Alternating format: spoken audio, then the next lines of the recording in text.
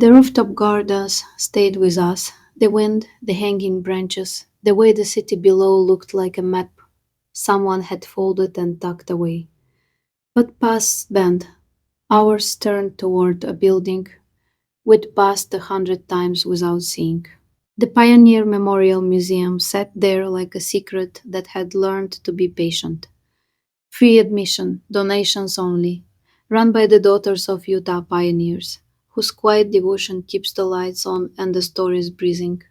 At the desk, a volunteer handed us a folded map and, with the practiced kindness of someone who has watched visitors wander for years, suggested where to begin and how to move through the rooms. Start at the back, she said, but don't be surprised if you don't. She was right. To reach the first hall, you must fight curiosity. Cases lined the road like small traps, canes carved for Orson Hyde and Brigham Young, portraits painted in Nauvoo, Willard Richards' clock, the main stage curtain from the old Salt Lake Theater. Each object tugs at you with its own gravity. I rushed toward the recommended hall of wagons and pioneer gear.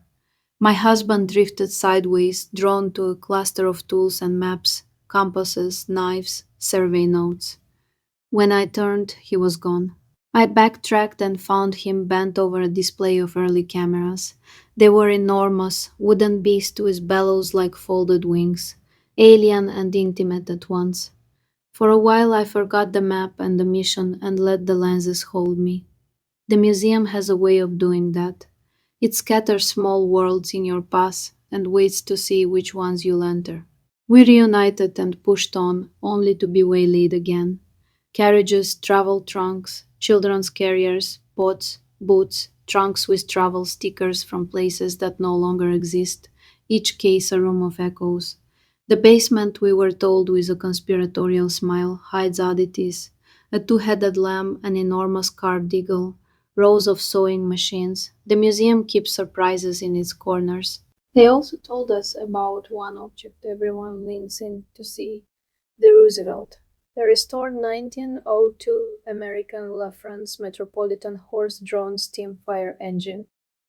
It lives in the hall that marks the tour's beginning, and its story is part machine, part miracle. Volunteers struck down missing parts and polished brass until the bell sang again. The engine is heavy with hands, the hands that drove it, the hands that saved it, the hands that keep it on display. It is a machine that remembers heat and urgency and the smell of smoke. It is also a testament to the daughter's work, to how a community chooses what to keep. We reached a room of wagons and pioneer tools, and the center stood a wagon. It was not a museum prop. It was a thing that had been used, iron fittings dark with age, wood smoothed by hands that loaded and unloaded hope. You could imagine the valley opening before it, the first dust settling on new wheels.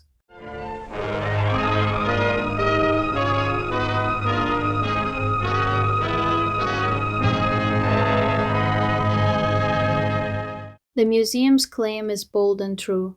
It houses what some call the world's largest collection of artifacts on a single subject: the pioneers. Thousands of relics, portraits, the original wooden eagle from Brigham Young's Eagle Gate, the musical organ George Careless hauled across the plains, and on which he composed hymns still sung today, Dr. John Bernhissel's medical instruments, and a replica of the golden spike from the 1869 transcontinental celebration that marked the end of the pioneer era. There are hundreds of pioneer histories, thousands of craft works, and rooms that feel like time folded into wood and glass. We drifted through children's toys in glass cases, women's dresses and shoes lined like small rebellions, furnished bedrooms, trunks of letters and ledgers with water grant notations. There was a wagon from Johnston's army, a wagon that served as Brigham Young's council chamber and speaking platform, and pianos. One family even buried a piano while crossing the plains and later dug it up to play in their new home.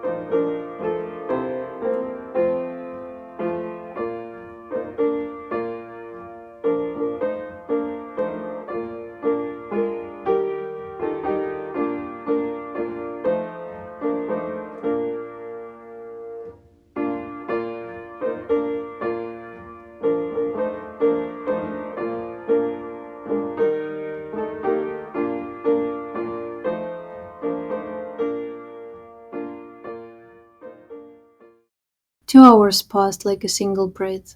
We had seen only a fraction. Time began to press.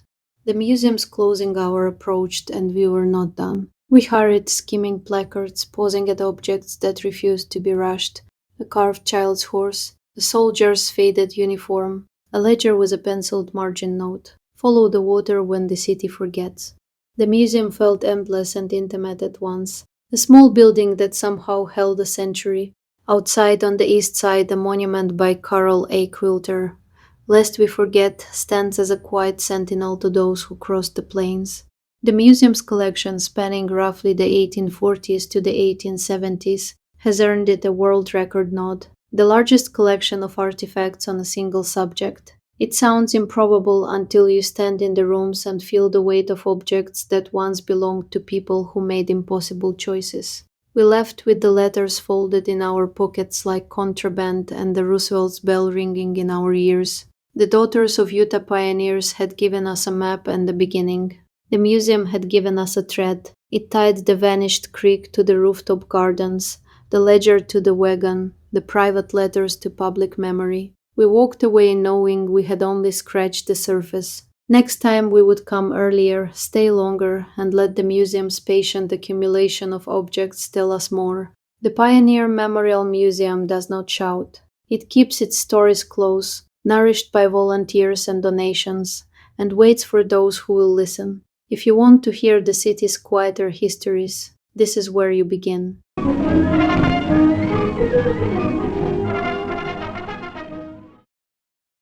The Pioneer Memorial Museum exists because of the Daughters of Utah Pioneers, a volunteer organization founded in 1901 by women determined to preserve the everyday stories of the early settlers.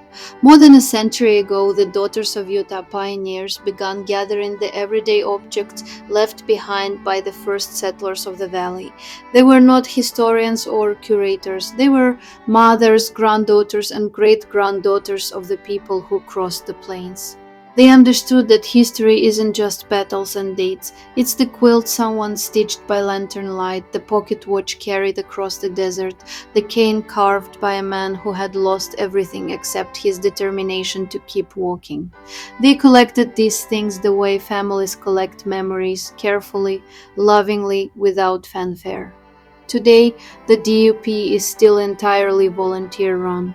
No salaries, no corporate sponsors, just women who believe that ordinary lives deserve to be remembered. To become a Daughter of Utah Pioneers, you must be a direct descendant of someone who arrived in the region before the Transcontinental Railroad was completed in 1869, during the era when this land was known as the State of Deseret, or the Utah Territory. Membership is based on lineage and a desire to protect the stories of those early years. The State of Deseret was a proposed state created by early settlers in 1849, a vast region stretching across much of the West. Congress never approved it, but the name survived in symbols like Utah's beehive. In 1850, the area officially became the Utah Territory, a federally governed region that existed until Utah achieved statehood in 1896. For more than a century, the Daughters of Utah Pioneers have preserved the memories of that territorial era. Their devotion is the reason the museum feels so personal, so quiet, and so full of lived history. If you want to hear the city's quieter histories, this is where you begin, the Pioneer Memorial Museum.